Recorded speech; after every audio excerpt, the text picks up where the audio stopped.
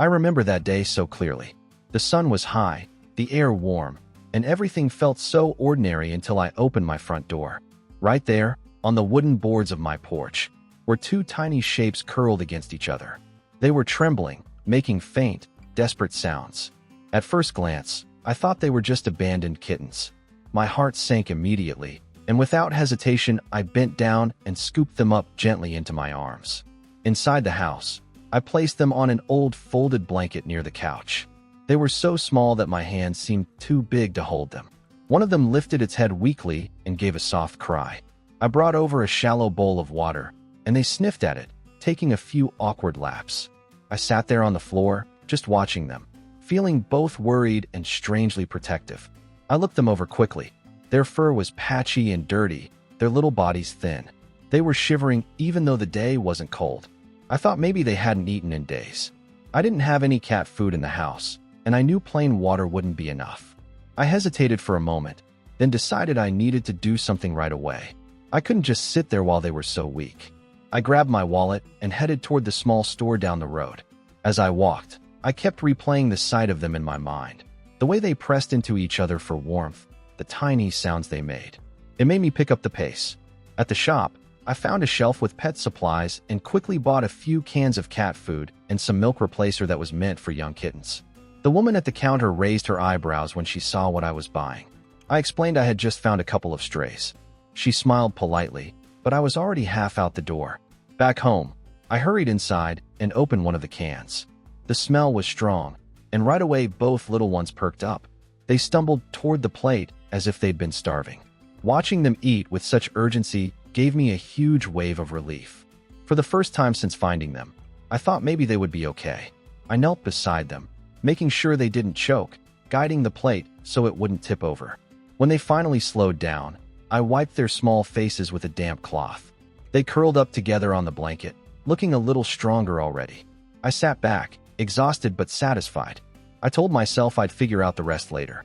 For now, at least, they were safe, warm, and not hungry anymore. As I sat there, listening to their soft breathing, I felt something shift inside me. I hadn't planned on taking care of animals, but now it seemed like I didn't have a choice. They needed me, and I wasn't going to turn away. I couldn't stop thinking about the two little ones curled up on my blanket. Even after they had eaten, their bodies looked so thin, their paws too small to carry any real weight. I sat on the couch, listening to the faint sound of them breathing. Every time they shifted, I found myself leaning forward, just to make sure they were still okay. I realized quickly that a couple of cans of food wouldn't last long. If I was going to take care of them for even a day, I needed to stock up. I grabbed my keys and walked down the dirt road toward the settlement's small store. It wasn't far, maybe a 10-minute walk, but I felt restless, anxious to get back. As I walked, I wondered how two kittens ended up alone like that. Maybe someone had dumped them? The thought made me angry. They were so helpless. No one should just abandon tiny animals like that. When I reached the shop, the bell above the door gave its usual ring. The place was quiet, with only one other person browsing the shelves. I headed straight to the small pet supplies section. They didn't have much, but I managed to grab a small bag of dry kitten food, a few more cans, and some disposable bowls. I even picked up a cheap blanket from the household section, thinking they could use something cleaner to lie on. As I placed everything on the counter, the woman working the register gave me a curious look. She asked if I had finally decided to get a cat. I told her no, that I had found a pair of kittens on my porch. She shook her head, muttered something about people being careless, and wished me luck. I stuffed everything into a bag and hurried back home, my mind already on the two little bodies waiting for me. When I got back, they stirred at the sound of the door. They didn't run or hide, just lifted their heads weakly. I opened one of the new cans and set it down. Instantly, both of them pushed toward the food, bumping into each other, desperate to eat. Their tiny jaws worked furiously, and I could hear faint crunches as they chewed. I crouched nearby, moving the plate every time it slid too far. Watching them devour the food gave me a strange mix of relief and sadness. Relief, because at least they were eating. Sadness, because they were clearly starving. When the food was gone, they sat back on their haunches, licking their mouths, their bellies slightly rounder than before. One let out a small sound, almost like a satisfied sigh, before curling up against the other. I spread the new blanket on the floor, lifted them gently, and placed them on top. They seemed to sink into the soft fabric, their eyes half closing right away. I sat cross-legged beside them, watching. For the first time since I had found them, I allowed myself to relax a little. The sight of them dozing peacefully made the earlier worry fade just a bit. I knew I still had no idea what would come next, but at least in that moment, they were warm, fed, and safe. That was enough to keep me going. The afternoon stretched on slowly, each minute feeling heavier than the last. The two little ones were asleep on the blanket, their tiny sides rising and falling with every breath. I kept getting up to check on them, still worried they might suddenly weaken again despite the food and water I had given them. The house was unusually quiet, too quiet, and the silence made me restless. I paced the living room, glancing toward the blanket every few steps. That's when I heard the sound of a truck pulling up outside. Through the window, I saw my friend Evan step out. He had mentioned earlier that he might stop by today, and I was glad for the company, maybe even some reassurance. When he walked through the door, I could hardly wait to show him what I had found. "You won't believe this," I said, gesturing toward the blanket where the two small creatures were curled tightly together. Evan leaned down, narrowing his eyes, studying them closely. He didn't speak at first, just stayed crouched there, tilting his head.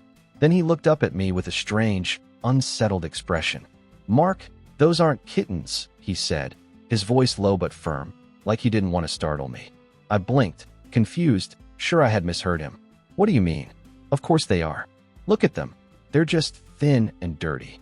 Evan shook his head slowly, his finger pointing at the features I had barely noticed. The tufts of hair on their ears, the faint but distinct spots on their coats, and their oversized paws that didn't match the rest of their fragile bodies. "These are bobcat kittens. Look at the ear tufts.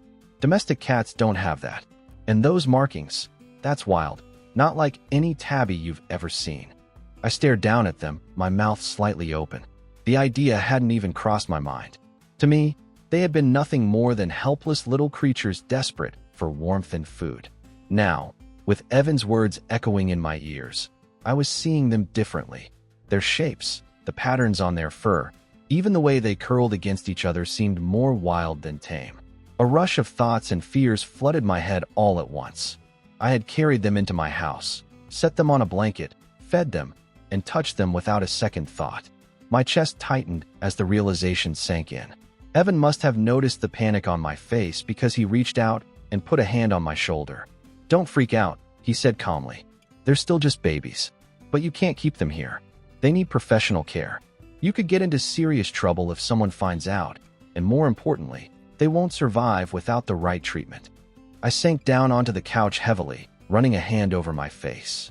My mind spun with everything I had done in the last few hours, believing I had rescued abandoned kittens. Now, sitting here, I was faced with the truth. I had wild animals in my living room. Bobcats. The word itself made my stomach twist.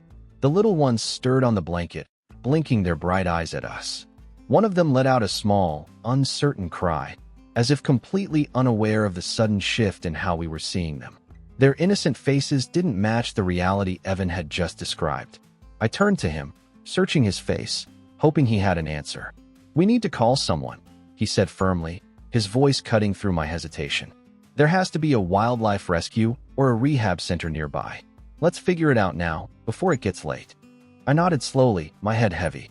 He was right. Whatever I felt, whatever I thought I was doing to help, this was beyond me. These weren't pets. They were wild creatures, and they needed more than I could ever give. Still, it was hard to let go of the idea that I could protect them myself, that I could keep them safe just by keeping them close. I pulled out my phone, my hands shaking slightly as I scrolled. Evan leaned closer, watching the screen, ready to help me find the right number. The air in the room felt heavier than before. The simple relief I had felt when feeding them now replaced by a nervous urgency that pressed against my chest. The moment of comfort was gone, replaced by the clear knowledge that this was only the beginning of figuring out what would happen next. And for the first time, I realized just how complicated helping them was truly going to be. Evan sat beside me at the table while I scrolled endlessly through my phone, trying to figure out which number to dial first. The two little ones were still asleep on the blanket nearby, their sides moving in slow rhythm as they breathed. Watching them, there only made the urgency in my chest heavier. I knew I couldn't just sit around and hope for the best. Something had to be done, and soon.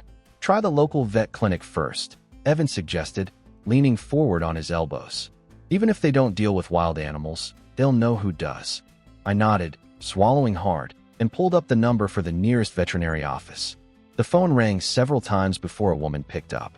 I explained quickly, saying I had found 2 kittens on my porch, but a friend thought they might actually be bobcats. Her tone shifted immediately from polite to serious. She told me not to try feeding them anything else, to avoid unnecessary handling, and to keep them calm. Then she gave me the number for a wildlife rehabilitation center about 40 minutes away.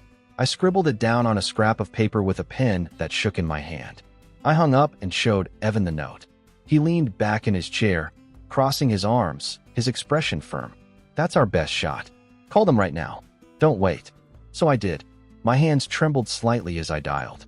A calm voice answered, introducing herself as Sarah from the Regional Wildlife Rescue. I explained everything from the beginning.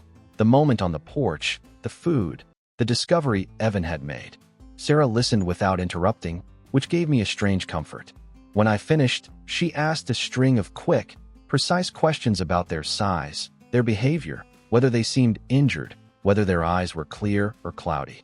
I told her they were thin but alert and moving on their own, no obvious wounds. You did the right thing keeping them warm and fed for now, she said gently. But they need specialized care as soon as possible. Can you bring them here today? I looked over at Evan, who gave me a quick nod and a small smile, as if to say he already knew my answer. Yes, I told her firmly. We can come this afternoon. She gave me the address and several careful instructions. Keep them in a quiet, dark place. Don't let them roam. Avoid cow's milk or regular cat food from now on. She explained they had specialized formulas and equipment for wild kittens, and that limiting human contact was important to keep them from becoming dependent. I thanked her, my voice catching a little, and hung up. A long breath slipped out of me, one I hadn't realized I was holding all this time. Evan smiled faintly and patted the table. Well, that's that. At least now we've got a plan. I glanced over at the 2 small bodies resting on the blanket. Their ears twitched as they dreamed, their spotted coats rising and falling. It was nearly impossible to imagine them as future predators when they looked so breakable. But Evan was right. We were finally doing what was best for them. This was the right step, even if it wasn't easy. We spent the next hour preparing for the trip. I found a large cardboard box in the garage and lined it with the clean blanket I had bought earlier. Evan took a pocket knife and carefully poked small holes in the sides for air. We lowered the little ones gently inside, one by one, their tiny bodies warm against my hands. They barely stirred, curling into each other as though the box was just another den. I folded the top flaps down slowly, leaving enough space for them to breathe, but not enough to escape. While Evan carried the box outside, I walked back into the living room and glanced around. The empty blanket on the floor felt like a reminder of how quickly things had changed. Just yesterday, I had no idea I would be dealing with wild animals in my home. Now I was about to hand them over to professionals, knowing it was the only way they'd survive. The truck keys jingled in my hand as I stepped outside. My chest felt heavier than ever, a mix of relief and sadness I couldn't quite separate. Relief, because soon they would be in skilled hands. Sadness, because even in such a short time, I had grown attached to those small lives. As Evan placed the box carefully in the truck bed, I turned to look one last time at the porch where I had first discovered them. It seemed like it had happened days ago, not just hours. That moment had changed everything. Let's go, Evan said quietly, his voice steady. I climbed into the driver's seat, turned the key, and listened to the engine roar to life. The sound of the tires crunching on the gravel driveway filled the silence as we pulled onto the road. Each mile we drove felt like another step away from uncertainty and closer to giving those little creatures the future they deserved. The drive to the rehabilitation center felt longer than it actually was. Every bump in the road made me glance nervously back at the box in the truck bed. My knuckles were white on the steering wheel, and I found myself leaning forward as though it would make the truck move faster. Evan sat beside me, arms folded, eyes fixed on the road, but I could tell he was just as tense as I was. Neither of us spoke much, both of us straining to hear even the faintest sound from behind. The little one stayed mostly silent, only an occasional rustle of the blanket breaking the quiet. The road twisted through pine trees and open stretches of field, the sun hanging high overhead. Each mile marker felt like a reminder that I was taking these fragile creatures farther from the safety of my home and closer to strangers. I told myself over and over that it was the right thing to do, that they needed more than I could give. But letting go was harder than I expected. Finally, the gravel lot of the center came into view, a small wooden sign swinging at the entrance. The building itself wasn't large, more like a converted house, but it was neat and sturdy, with shaded windows and a tall fence that ran behind it. A few vehicles were parked out front, and I noticed a line of kennels along the side. As soon as we pulled in, a woman in green scrubs stepped outside, her expression calm but purposeful. She introduced herself as Sarah, the voice I had heard on the phone the night before. "Let's get them inside quickly," she said warmly but firmly. "We'll make sure they're stable and comfortable." Evan lifted the box from the truck, holding it carefully as though it were made of glass. I walked beside him, my heart pounding, each step heavier than the last. Sarah opened the door for us, and the scent of disinfectant and clean bedding drifted out. Inside, the hallway was bright and orderly, with posters of wild animals on the walls and shelves stacked with supplies. She led us into a quiet room and motioned for us to set the box down on a stainless steel table. I held my breath as Sarah slowly lifted the flaps of the box. She reached inside and pulled one of the kittens, no, bobcats, into her hands. The tiny body stirred, giving a faint cry, but Sarah's steady voice soothed it. She checked its ears, its bright eyes, its paws, nodding to herself as she worked. Then she placed it carefully into a padded crate lined with soft towels. She repeated the process with the second one, and soon both were lying side by side, blinking at the new surroundings. "They're thin, but otherwise alert," Sarah explained. "That's good news. With the right formula and consistent care, they'll gain weight quickly. Our priority will be to keep them wild, minimal human contact, controlled feeding. If all goes well, they'll be ready for release in a few months." Her words lifted a weight I hadn't realized was crushing me. For the first time in hours, my shoulders eased. I looked over at Evan, who gave me a small grin, sharing the relief I felt. Still, a pang hit me as I watched those small creatures disappear into someone else's care. It was like handing over something fragile that had depended on me, even if only for a short while. Sarah thanked us for bringing them in so quickly. She reminded us how important it was never to keep wild animals at home, no matter how helpless they looked. Then she handed me a card with a number to call for updates. "You did the right thing," she said firmly. "Most people hesitate or try to keep them as pets. These two now have a real chance." We stepped back outside, blinking against the midday sun, which seemed brighter than before. For a moment, neither of us moved toward the truck. I glanced back at the building, picturing the bobcats inside, already in safer hands than mine. The silence stretched until Evan chuckled quietly. "You almost became a bobcat dad," he said, shaking his head. I laughed, though my throat was tight and my eyes stung. "Yeah, I guess I wasn't cut out for that job." As we drove away, the road stretched out in front of us, wide and calm. The box in the truck bed was empty now, but the emptiness didn't feel like loss. It felt like something steadier, a deep reassurance that we had done the right thing. Two small lives had shown up on my porch without warning, and somehow I had been given the chance to protect them, if only for a little while. Even if I never saw them again, I knew I'd carry the memory of that day. The day I learned that two supposed kittens were something far wilder and far more precious.